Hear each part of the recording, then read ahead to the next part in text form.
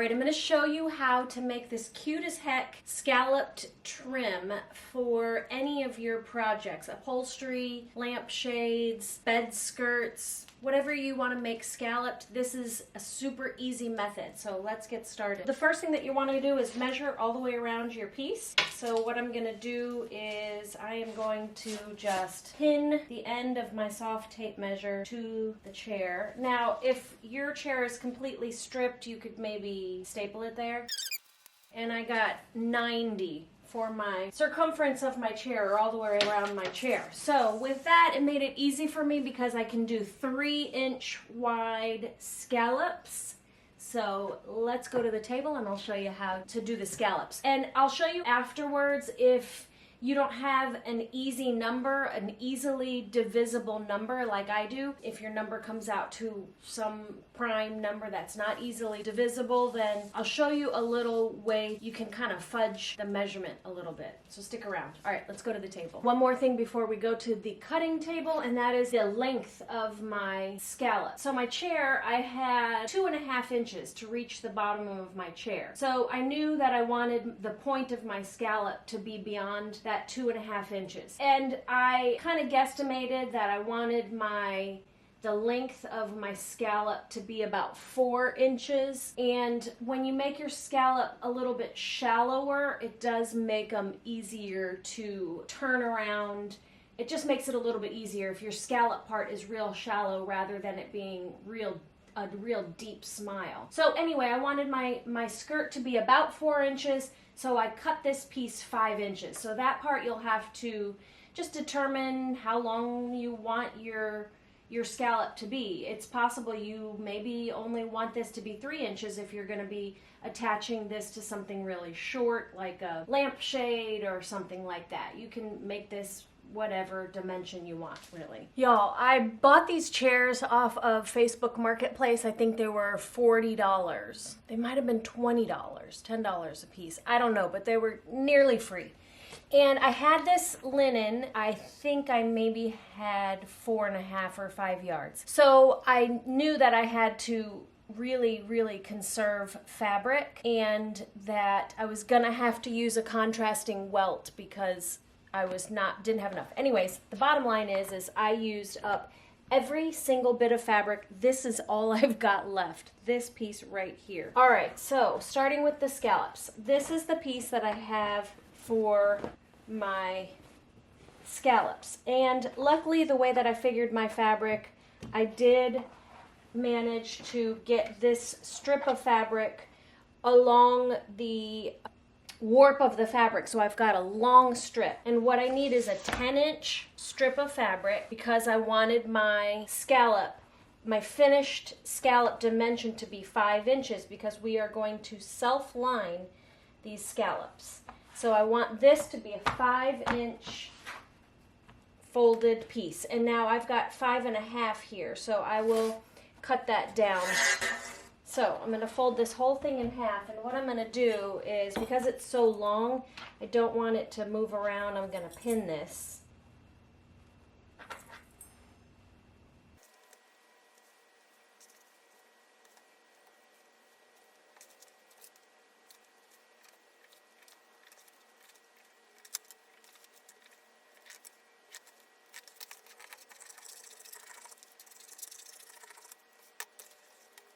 So now I've got my strip all cut and measured out. The next thing that I did is I found a cup that will work perfectly for my 3-inch scallops. And what I did, I took my cup and I measured across the, okay, which side is it now that I should have done 2. Okay, here it is.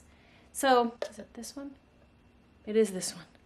So I should have put two pieces of tape back there. So I just figured out why my scallop didn't work quite right. And that's because I used this as my line when really I should have used this as my line. That's why my scallops came out a little bit off. So interesting, but I like the size of them with 3.5 inches. Okay, so bottom line is, here's what you do. You determine how wide you want your scallops. And for 90 inches, I should have made my scallops 3 inches exactly from this piece of tape to this piece of tape. So clearly you just take your measuring tool and adjust it on your cup. You know what I mean? Like from here to here or from tape to tape. How wide you want your scallop to be. So I really wanted it to be 3 inches, which is actually technically this side, 3 inches. But the way I did it is I used this one, and I should have put 2 pieces of tape back here so that I would know that this is the back side and I want this side to be my scallop. But I only put 1, and so therefore I used this one instead of this one. Anyway, let me do it right. And of course now I can't find where I put my electrical tape, and I would just mark this with a Sharpie, except for this is my friend Marianne's favorite cup to use when she comes to my house. This is her cup, so I can't Sharpie it. All right, so this is the side that I don't want. And I have to go now with 3.5. Yep, I'm gonna have to do these scallops a little bit off of my 90-inch measurement because the first chair is the same way, so I have to do the second chair exactly the same. If you have your strip of fabric exactly the right length, you're going to need to have a little bit of extra on the ends so that you can either join the ends and sew them and make a loop, or so that you can put a hem in here. And we'll do that basically with the stitching. When you cut your piece, give yourself an extra inch or so at the end. What you're going to do is take a soft pencil and you're going to draw this scallop from that piece of tape around to the other piece of tape. And then you're going to match that piece of tape up with the end of that line and make sure that your tape marks are kind of both parallel to this edge of your fabric. Okay, let me bring it a little closer. You want to leave yourself about 1/4, 3/8 of an inch here at the bottom of your piece of fabric, okay? So we're going to line up that piece of tape there with that pencil mark. Make sure that this and this are both basically the same distance from this piece of tape to this edge, this piece of tape to this edge. You know what I mean? You can't have your scallop if you have it off, then, you know, you're going to have 1 point up here and 1 point down here. Does that make sense? So just eyeball it. You don't need to measure. Just eyeball it.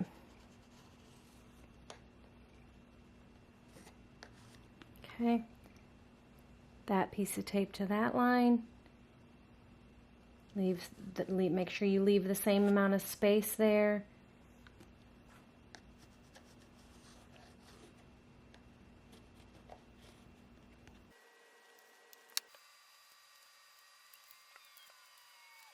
I'm going to use a dark brown thread because then you'll be able to see it better on my scallops. But if you're doing this, then definitely use a matching thread. So what I'm going to do is I'm going to just sew right on my lines.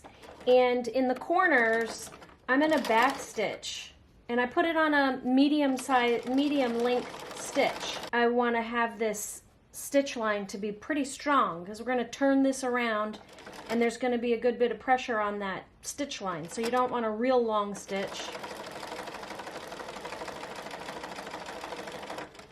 And at every corner, I back stitched, and then once you get to the point, you're going to pick up your presser foot, turn your fabric, back stitch right to that point, and then continue on. So it's a little bit tedious because you're going to back stitch at every point, but the thing is that it's just going to make it better. You don't necessarily have to do the back stitching.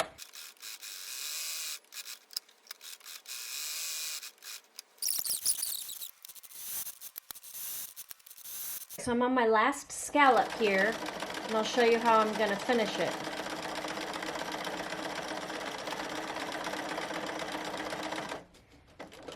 Okay, so I got to the end of my line. I'm going to spin this around so that I'm going to run parallel to this edge. I'm going to go straight up.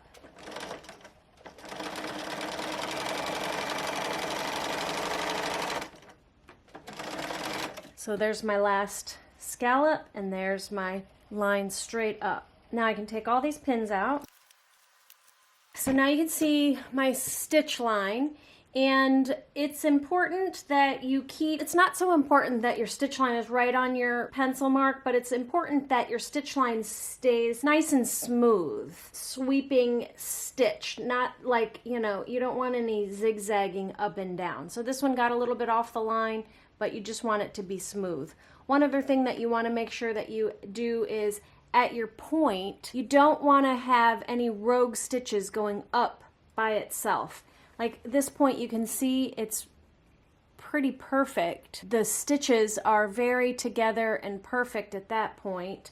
I think I had one towards the end where I did get a rogue, and see how nicely that turn is there. So you want to keep that. Okay, so this one kind of does. You can see there's a little bit of a rogue stitch that went too far past this line. That stitch is sticking out up there. When I turn this, it's gonna hinder that turn. Maybe not, because it's not that bad. But so you're going to cut close to your seam line. You're going to go about 1/4 inch, and then you're going to cut into all those points. So I cut into this one already. You can go ahead and cut them all. So you're going to cut right up to that stitch line as close as you can, but not into it. You can go ahead and do all of these. I can go closer into that one. Yep.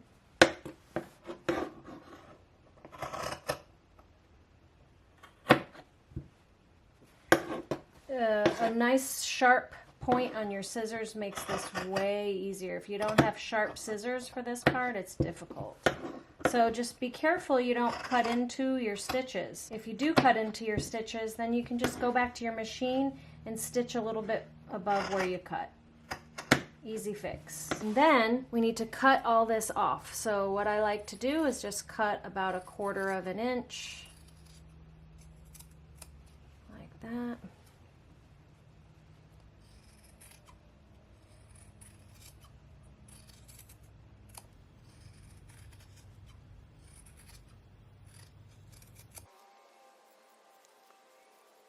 And when I go into this corner, I even go a little bit smaller.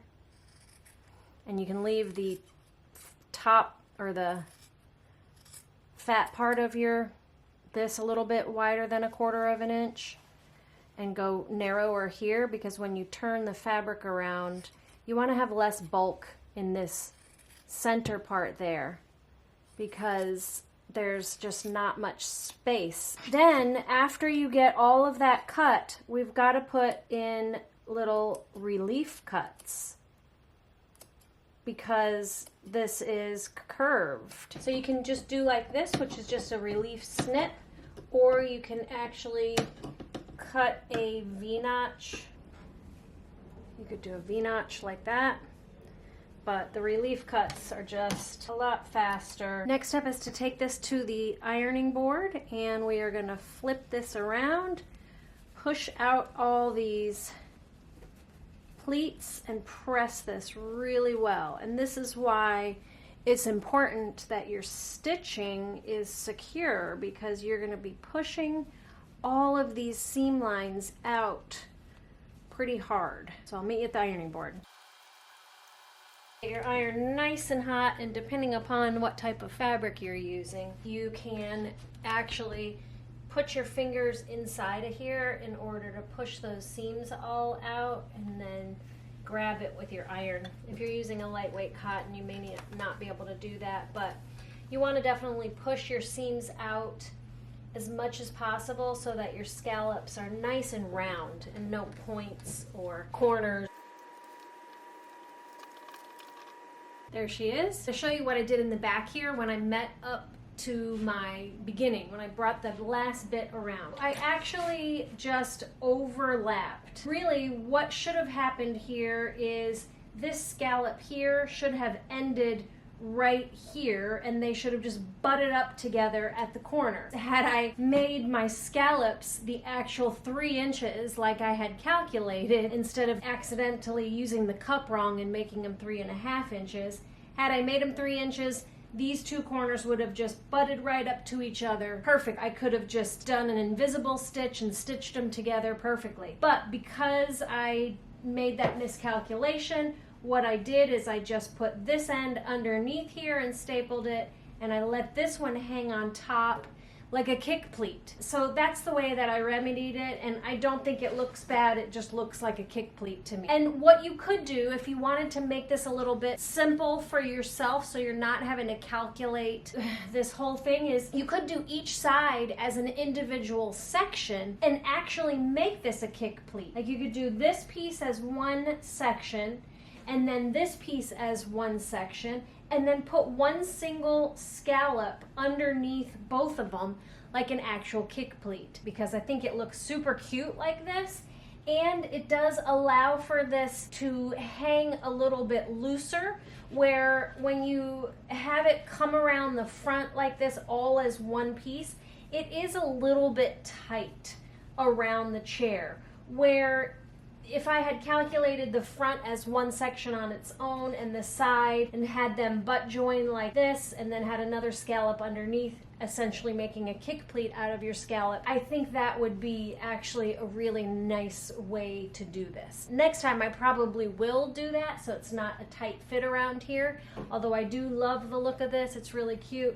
It is a little bit tight on the corners. So if you want to see how to actually attach this piece to the chair, the whole upholstery part of this chair, you can watch that video right here, and I'll see you over there.